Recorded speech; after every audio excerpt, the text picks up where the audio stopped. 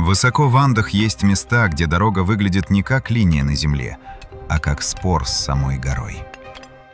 Камни лежат на склоне так, будто кто-то заранее знал, где пройдет человек, где побежит вода, где земля начнет осыпаться, а где через много веков останется только пустота. Мост мог исчезнуть. Дерево могло сгнить. Веревки могли оборваться. Но подходы к переправе, подпорные стены и ступени все еще держат направление. Это не было сделано железными инструментами. Это не было рассчитано по бумажной карте. Это не было построено для повозок, потому что в Андах колесо не стало транспортной силой. И все же дорога работала как система управления пространством. Вопрос не в том, как древние люди смогли пройти через горы, болота, леса и пустыни. Ходить человек умел всегда. Вопрос в другом.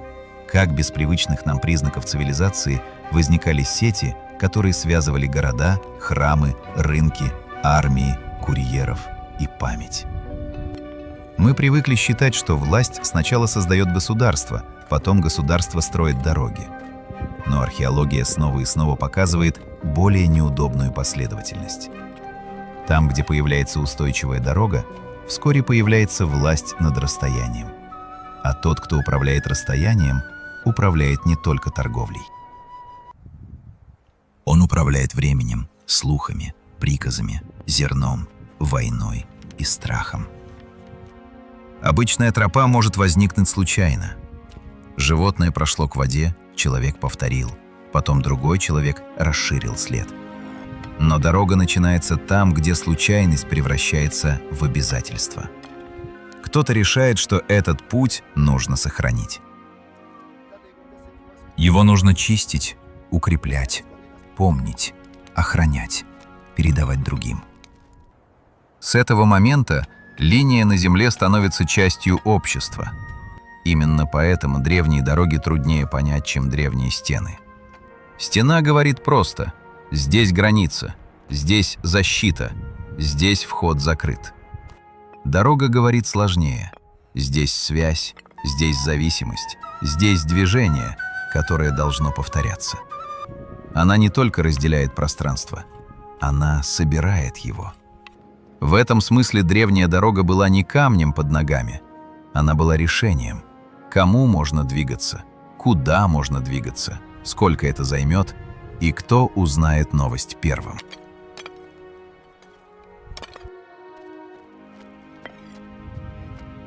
Кхапак-Ньян. В Андах это решение получило имя Кхапак-Ньян. На языке кечуа это можно передать как главный путь, великий путь, царская дорога. Но любое такое слово слишком мало для того, что на самом деле лежало между севером и югом Южной Америки. ЮНЕСКО описывает Кхапак-Ньян как огромную систему инкских дорог и связанных с ними сооружений, протянувшуюся более чем на 30 тысяч километров. В нее входили главные магистрали, боковые тропы, лестницы, мосты, тамбо для отдыха и хранения запасов, участки через пустыни, высокогорные перевалы, влажные долины и каменные склоны. Сегодня это наследие проходит через территории 6 современных государств – Аргентины, Боливии, Чили, Колумбии, Эквадора и Перу. Но масштаб сам по себе еще ничего не объясняет. Большая дорога может быть грубой. Длинная сеть может быть случайной. Кхапак-Ньян поражает не длиной, а тем, что он был приспособлен к ландшафту, который словно специально создан против прямого движения. В одном месте дорога становится ступенями, в другом превращается в узкую каменную полку над обрывом. В третьем проходит по сухой пустыне, где главным врагом становится не высота, а отсутствие воды. На перевалах она поднимается туда, где дыхание человека меняется, где обычный шаг требует усилия, а ошибка в расчете уклона может стоить жизни. Инки не использовали письменность в нашем смысле. Они не имели лошадей до прихода испанцев. Они не строили свою транспортную систему вокруг колеса. Железные инструменты не были основой их инженерии. И все же их империя держалась на дороге так, как тело держится на нервной системе. На этом месте обычно возникает соблазн сказать «значит, перед нами что-то необъяснимое». Но это слово слишком легко снимает с нас обязанность думать. Правильнее сказать иначе. Многое объяснимо, но не все восстановлено. Мы понимаем, зачем нужны лестницы на крутых участках. Мы понимаем, почему в горах так важны подпорные стены и водоотвод. Мы понимаем, что часть дорог инки унаследовали от более ранних андских культур и включили в собственную систему. Но между пониманием общего принципа и реконструкцией конкретной работы лежит большое расстояние. Представим не императора и не карту, а обычный участок на перевале. Сначала нужно выбрать линию, по которой человек сможет идти не один раз, а сотни и тысячи раз. Потом нужно понять, куда уйдет вода во время дождя. Потом укрепить край, чтобы склон не съел дорогу. Потом сделать ступени такими, чтобы по ним могли двигаться люди с грузом. И все это в месте, где камень, мороз, солнце и высота работают против строителя. По этой сети двигались не повозки, а люди. Бегуны-часки передавали сообщения от одного поста к другому. Караваны лам переносили грузы. Военные отряды могли быстро появляться там, где власть требовала присутствия. Дорога превращала горы из препятствия в канал. Здесь важно не сделать дешевый вывод. Мы знаем, что инки были выдающимися строителями. Мы знаем, что они использовали труд, опыт предшествующих андских культур и точное знание местности. Мы знаем результат. Подпорные стены, лестницы, мостовые подходы, водоотводы, каменные участки, которые сохранились после веков дождя и землетрясений. Археолог, который смотрит на такую дорогу, видит не только камень. Он видит решение о маршруте. Видит повторяемость. Видит места отдыха и хранения. Видит связь между дорогой и административными центрами. Видит, что путь был встроен в экономику и ритуал одновременно. На нем могли двигаться чиновники, носильщики, воины, паломники, гонцы. Для каждого из них дорога имела разный смысл, но для империи смысл был один. Расстояние больше не принадлежит только природе. Но мы не знаем во всех деталях, как именно достигалась такая точность на высотах, где трудно даже долго работать. Как выбирали линию будущего пути без привычной геодезии? Как переносили маршрут через ущелье так, чтобы подходы с двух сторон встретились в нужной точке? Как накапливалось это знание, если оно не было записано в книгах? Возможно, часть ответа лежит в практике. Поколение за поколением люди учились читать склон, камень, воду и ветер. Возможно, в КИПу, узелковых системах записи, фиксировались не только счета, но и сведения, которые мы пока не умеем читать полностью. Возможно, часть инженерной памяти была устной и исчезла вместе с носителями. Но даже эта неизвестность не делает систему мистической. Она делает ее человеческой. Мы часто недооцениваем силу повторяемого опыта. Человек, который всю жизнь ходит по горам, видит склон иначе, чем тот, кто смотрит на него с чертежом. Он знает, где снег задержится дольше, где камень звучит пусто, где тропа станет смертельно скользкой после дождя. И если такое знание собрать, организовать трудом и подчинить власти, оно становится инженерией. Но даже без окончательного ответа ясно одно. Хапак-Ньян был не просто удобством. Он был способом заставить пространство подчиняться центру. Империя инков могла не писать приказы на бумаге, но дорога сама становилась приказом. Здесь идти, здесь ждать, здесь хранить, здесь передавать дальше. Если смотреть на эту систему только как на древний транспорт, она кажется техническим достижением. Если смотреть внимательнее, она становится политическим механизмом. Власть не просто пользовалась дорогой. Власть существовала потому, что дорога сокращала мир до управляемого размера. И все же Андская сеть не была единственным ответом на задачу движения без колеса. На другом материке, в другой среде, люди решали тот же вопрос почти противоположным способом. Инки врезали путь в горы. Майя подняли его над землей и сделали белым.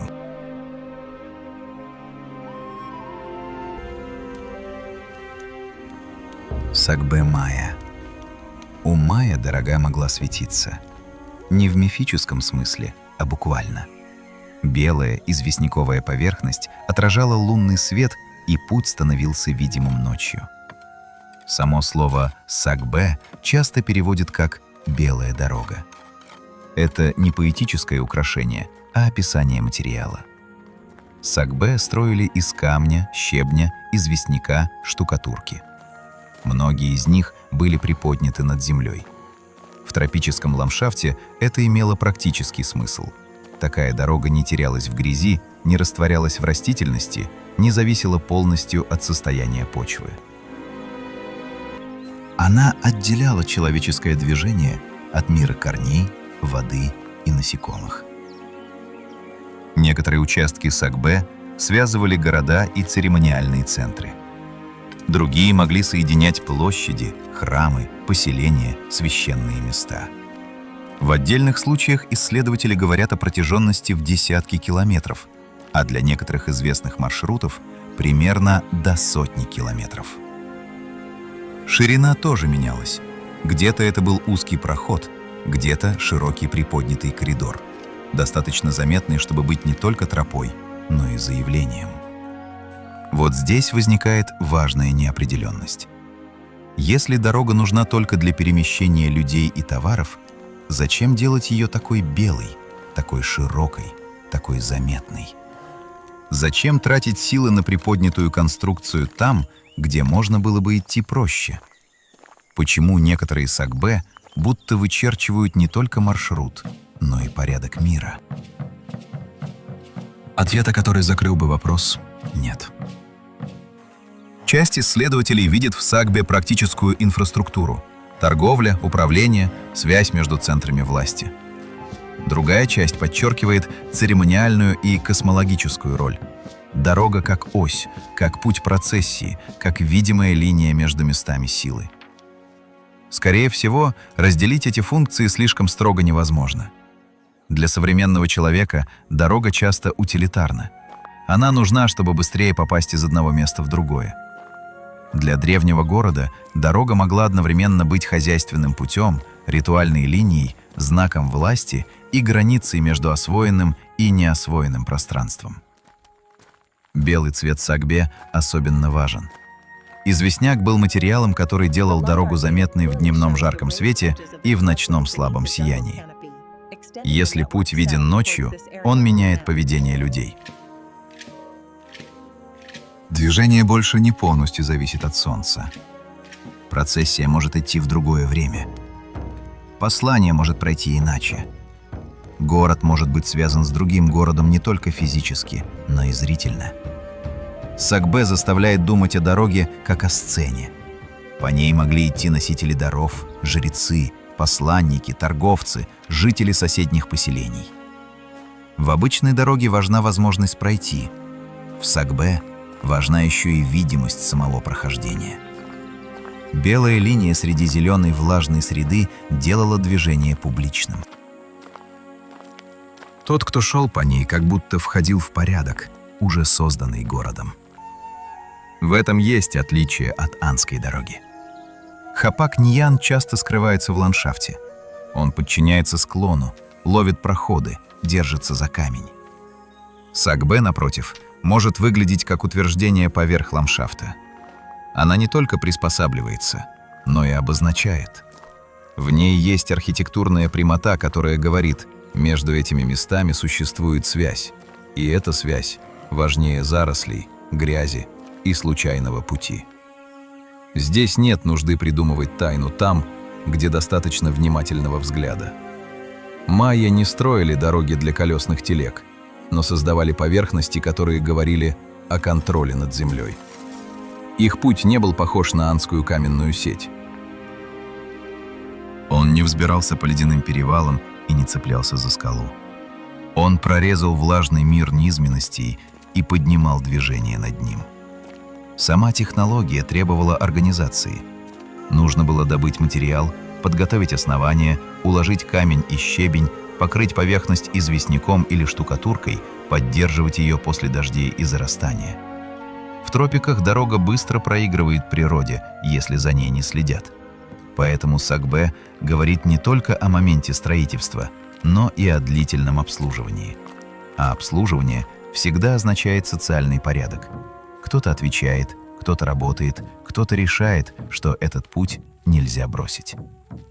И когда мы спрашиваем, была ли Сагбе практической или ритуальной, возможно, мы задаем вопрос слишком современно. Для майя путь к священному месту мог одновременно быть путем политики. Процессия могла быть актом управления. Торговля могла идти рядом с ритуалом. Город не делил мир так резко, как это делаем мы. Именно поэтому переход от инков к майя меняет масштаб вопроса. Мы уже не можем сказать, что все объясняется особенностями одной цивилизации. В разных местах, с разными материалами и разными представлениями о власти, люди приходили к одному принципу. Дорога должна быть больше, чем след ног. Она должна быть устойчивой формой памяти. Но есть ландшафт, где камень и известняк не решают главную проблему. Там земля сама не держит человека. Она пружинит, проваливается, забирает дерево и кость в мокрую темноту. И все равно люди строили путь.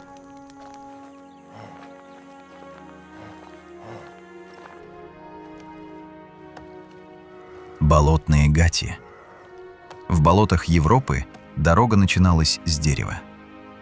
Не с каменной плиты, не с белой насыпи, не с имперского приказа, а со ствола, который нужно было срубить, обработать, перенести и положить туда, где под ногами нет твердой земли. Торфяники Ирландии, Британии и других областей северо-западной Европы сохранили то, что в обычной почве давно исчезло бы. Деревянные настилы, колья, доски и бревна уходили в мокрую среду, где недостаток кислорода замедлял разрушение. Поэтому археологи получили редкую возможность изучать не только камень, но и дерево, а вместе с ним точное время работы. Одним из самых известных примеров стал Суит-Трек в Сомерсете. Дендрохронология, то есть датировка по годичным кольцам дерева, позволила определить время заготовки древесины с необычной точностью. Конец 4-го тысячелетия до нашей эры, примерно 3807-3806 год до нашей эры. Для археологии это не расплывчатое «очень давно», а почти календарная отметка. Это меняет восприятие. Перед нами не абстрактные древние строители. Перед нами люди, которые в конкретную зиму рубили деревья, подгоняли детали, несли тяжелые элементы к болоту и укладывали настил так, чтобы по нему можно было пройти. Их мир не был империей инков и не был городом майя. Но задача была той же – превратить враждебную среду в управляемый коридор. Болото кажется полной противоположностью горной дороги. В горах опасность видна – обрыв, скала, высота. В болоте опасность скрыта. Земля выглядит ровной, но не держит. Шаг может уйти в воду. Туман стирает ориентиры. Тропа исчезает быстрее, чем ее успевают запомнить. Поэтому деревянная гать была не просто удобством, а способом сделать невидимое пространство читаемым. Работа с деревом в таком месте требовала точности другого рода. Каменная дорога борется с обвалом. Белая Сагбе борется с влажной землей и растительностью. Болотная гать борется с исчезновением опоры. Доски нужно было уложить так, чтобы вес распределялся, чтобы настил не ушел сразу в торф, чтобы человек мог идти, не проверяя каждый шаг страхом. При этом болотная дорога редко выглядит величественно. В музее или на раскопе ее остатки могут показаться скромными. Темные куски дерева, следы кольев, влажная земля, фрагменты настила. Но именно такие находки иногда говорят о древней инженерии больше, чем монументальная стена. Они показывают работу там, где не было зрителя, которому нужно было произвести впечатление. Мы не всегда знаем, зачем именно строили такие настилы. Одни могли служить хозяйственными переходами, другие связывали участки поселений, пастбища, места добычи или обмена. Некоторые могли иметь ритуальное значение. Болота в Древней Европе часто становились местами подношений, границами между обычным и опасным, между миром живых и тем, что человек не контролировал. Здесь снова важна честность. Нельзя каждую гать объявлять дорогой в современном смысле. Нельзя каждую доску превращать в след торговли. Но сам факт остается. Люди вкладывали труд в линию движения там, где природа не давала линии. Они не ждали, пока появится металл, письменная инструкция или государственная карта. Они строили проход из того, что было под рукой. Дендрохронология делает эту историю почти осязаемой. Когда исследователь сравнивает годичные кольца, он видит не просто возраст дерева, он видит сезон. Видит, что древесина была срублена в определенное время. Это значит, что работа не была легендарным туманом. Она происходила в конкретную зиму, руками конкретных людей, у которых были свои обязанности, усталость, навыки и причины идти через болото. И здесь возникает тихий, но сильный образ. Человек несет деревянный элемент к мокрой равнине. Под ногами хлюпает торф. Вокруг нет каменной империи, нет белого церемониального проспекта, нет царского гонца. Есть только необходимость сделать следующий шаг возможным. Это минимальная формула дороги. В этом месте древняя инфраструктура становится особенно человеческой. Каменные стены инков могут казаться почти нечеловечески строгими. Белые дороги майя почти церемониальными. Болотная гать проста до грубости. Дерево на воде, доска на торфе, шаг за шагом над зыбкой землей. Но именно эта простота показывает древность самой идеи. Дорога появилась не потому, что люди стали богатыми. Она появилась потому, что человеку нужно было вернуться, принести, предупредить, обменять, похоронить, пройти там, где вчера он пройти не мог. Когда путь становится устойчивым, меняется скорость. А когда меняется скорость, меняется власть. На болотной гате скорость измерялась шагом. В персидской державе она стала государственным инструментом.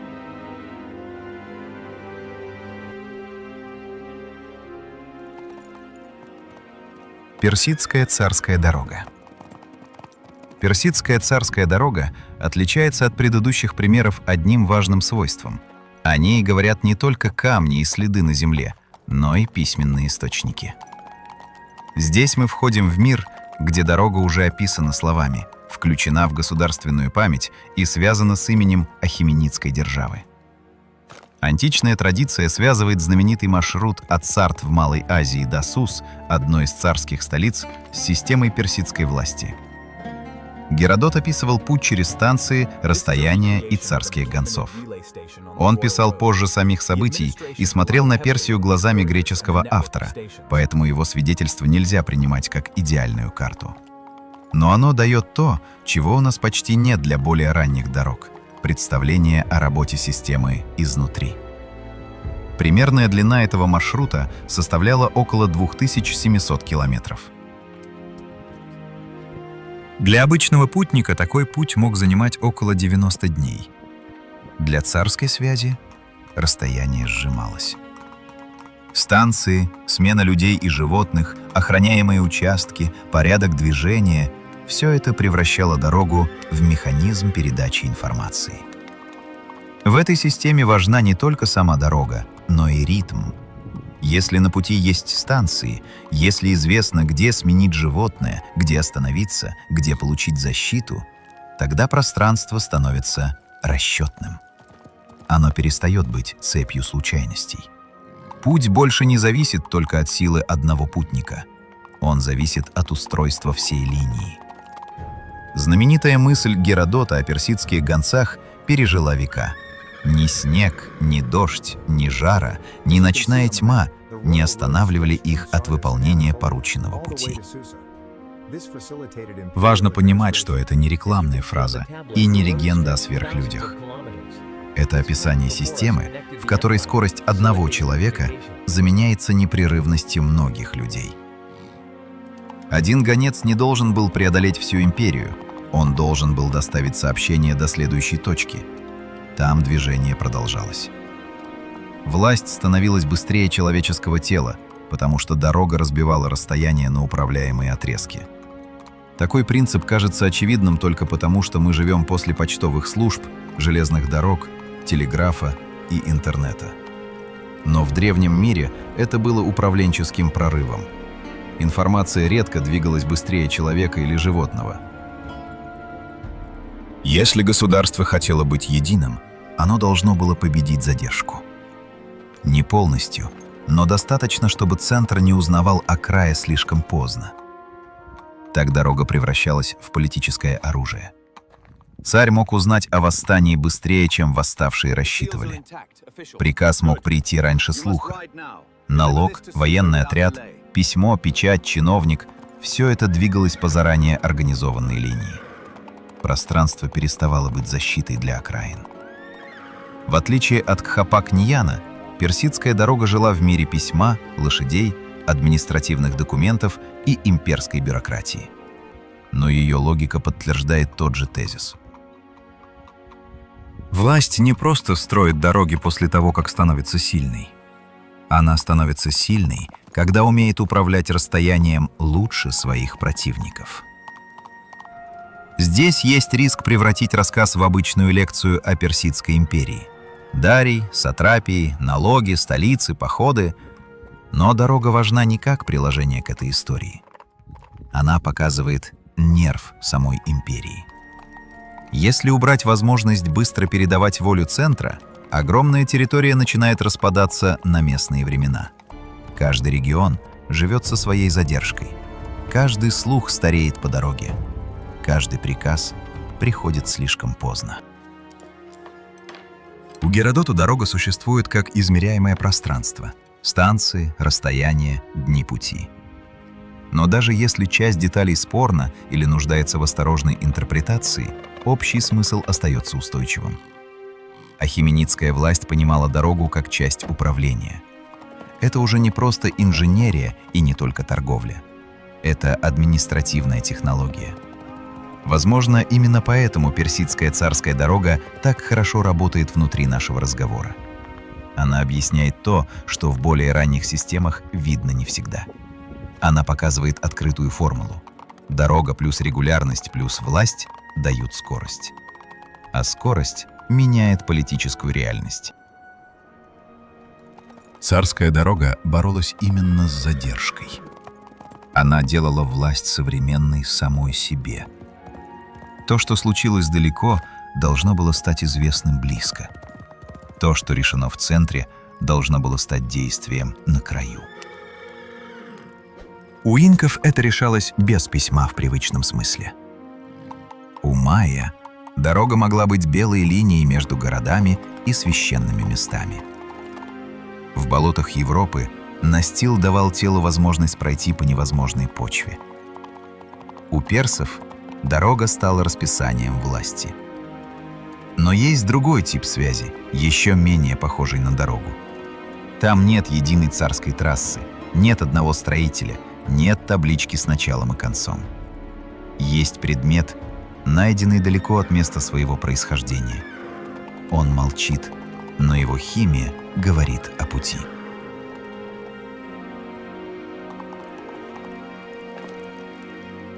Янтарный путь. Янтарный путь лучше сразу назвать осторожно. Это не одна дорога в строгом смысле, а сеть маршрутов. Она связывала Балтийское побережье с Центральной Европой, Адриатикой, Средиземноморьем и дальше с миром элит Бронзового века. Ее нельзя представить как ровную линию на карте.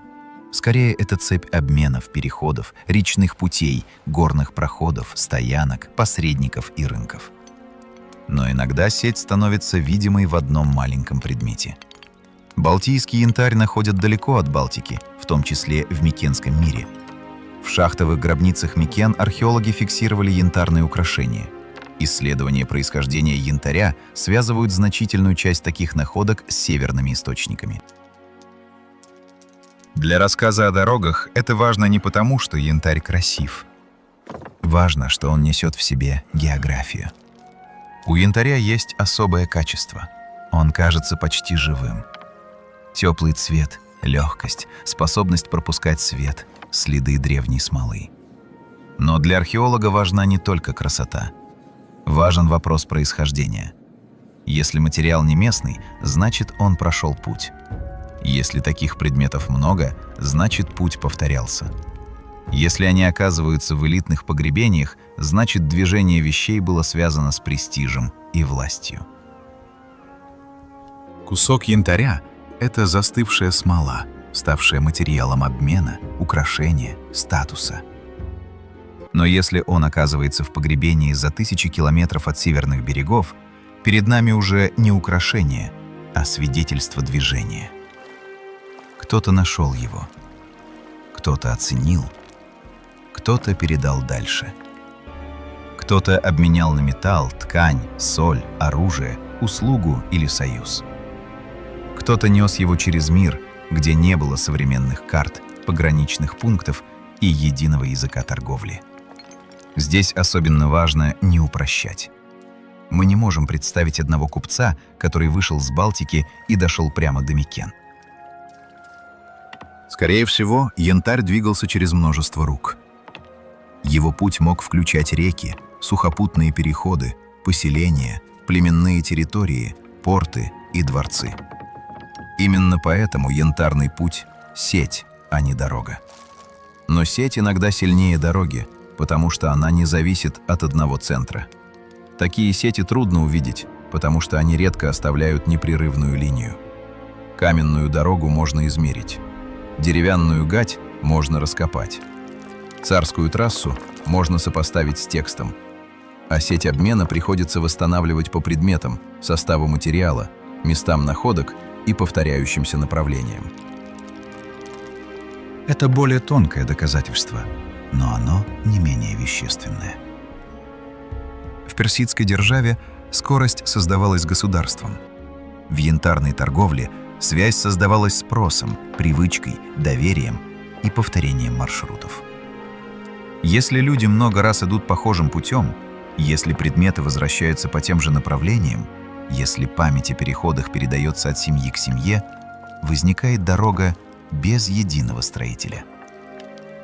Балтийский янтарь в Микенском погребении заставляет иначе смотреть на бронзовый век.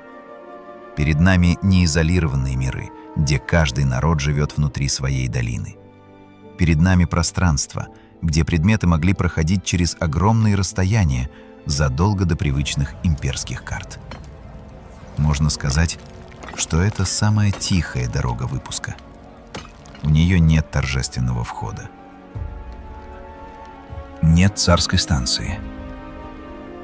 Нет белой насыпи. Но у нее есть то, что иногда важнее – доказательство прибытия. Предмет лежит там, где его природного источника быть не могло. Значит, между местом рождения материала и местом его погребения существовала цепь человеческих решений. И снова мы видим тот же принцип. Дорога начинается раньше, чем появляется ее полное описание. Сначала есть потребность, потом повторяющийся маршрут. Потом память о местах, где можно переправиться, обменять, переночевать, избежать опасности. Потом вещи начинают двигаться так далеко, что археолог через тысячи лет берет их в руки и видит не только материал, но и направление. Янтарь особенно силен как финальный аргумент, потому что он мал. После горных дорог инков, белых магистралей майя, деревянных настилов в болотах и царских персидских станций один кусок смолы кажется почти ничем. Но именно малый предмет показывает масштаб человеческой связи. Дорога не обязана быть широкой. Она не обязана быть мощеной. Она даже не обязана иметь одно имя. Достаточно того, что люди снова и снова преодолевают пространство ради смысла, выгоды, обряда или власти.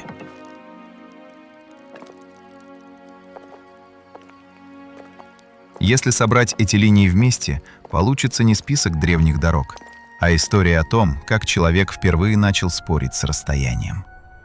В Андах дорога подчинила горы и сделала империю управляемой без письменного приказа на бумаге. У майя белая сагбе превратила движение в видимую линию между городом, ритуалом и властью. В болотах Европы деревянный настил дал твердость там, где земля отказывалась быть землей. В Персии царская дорога сократила время между решением и исполнением. В янтарной сети маленький предмет доказал, что мир бронзового века был связан гораздо сложнее, чем кажется по карте. У этих систем нет одного происхождения. Нельзя честно сказать, что они вышли из одного центра или сохранили след общего утраченного знания. Мы не знаем, была ли между ними какая-то глубокая связь, кроме самой человеческой необходимости идти дальше, возвращаться обратно и помнить путь. Но именно эта неизвестность делает вывод сильнее, а не слабее. Если разные общества, не копируя друг друга напрямую, снова и снова создавали устойчивые пути, значит, перед нами не случайная прихоть отдельных культур. Перед нами базовая форма человеческого мышления о пространстве. Человек не просто занимает место, он соединяет места. Но этого уже достаточно. Дорога старше многих признаков, по которым мы привыкли узнавать цивилизацию. Она старше имперских архивов, старше удобной карты. В некоторых случаях старше металла как главного инструмента. Она появляется там, где человеку нужно сделать пространство повторяемым. Повторяемость – вот скрытая сила дороги. Один человек может пройти случайно, двое могут запомнить тропу. Но если по одному направлению идут поколения, если там появляются настилы, насыпи, станции, мосты, белые покрытия, каменные ступени, тогда путь становится частью общества. Он начинает переживать тех, кто его строил. Поэтому древняя дорога – это не только инженерия. Это способ сказать будущему человеку: здесь уже прошли. Здесь можно пройти снова. В Микенской могиле лежал янтарь, родившийся далеко на севере. Между ним и Балтийским берегом были леса, реки, чужие языки, обмены, опасности и память о направлениях. Не было единой карты, которая объясняла бы весь путь. Не было одного документа, где он был нарисован от начала до конца. Но предмет оказался там. Значит, путь существовал. Дорога появилась раньше, чем человек научился полностью объяснять дорогу. И, возможно, именно поэтому она остается одним из самых честных следов древнего мира. Не обещанием, не легендой, не надписью победителя, а линией, по которой кто-то действительно шел.